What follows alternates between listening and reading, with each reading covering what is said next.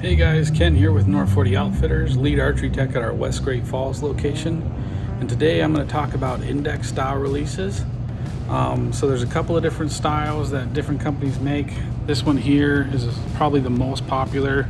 This is a Tru-Fire smoke foldback, and this is a dual caliper. So that means both those jaws move at the same time. And then with this style of trigger that's on here, as you pull the trigger, the jaws open.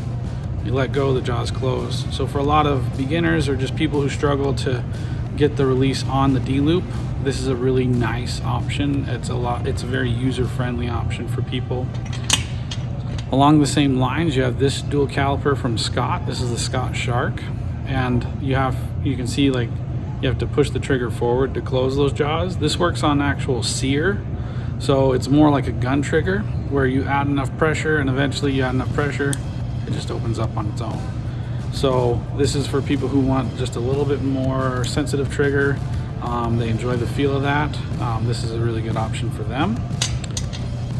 Another option that is out there is the single caliper release.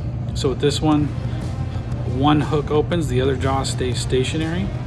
And the idea behind this one is that with the dual calipers, they both open. And so with both opening, the argument is, does one open faster than the other, and that can cause some left to right issues. And the thought process behind a single caliper is that it'll consistently feed out the same way, so it should show a little bit more consistency. Whether or not most people will see that, they're both super popular and both tune really well. It's more of a preference thing, I think, more than anything. But this is also similar to that Tru-Fire that we have, where you pull the trigger, the jaw opens.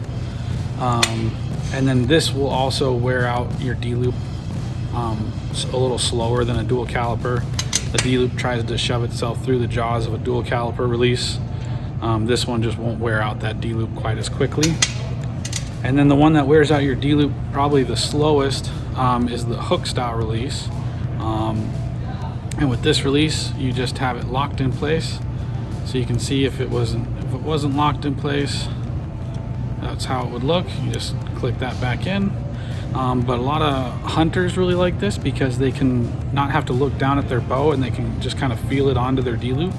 And then just pull straight back and shoot. And then when you shoot, that opens up, unlocks, and the D-loop just comes feeding. It just rolls right out of the way of the D-loop, and your arrow goes on its way.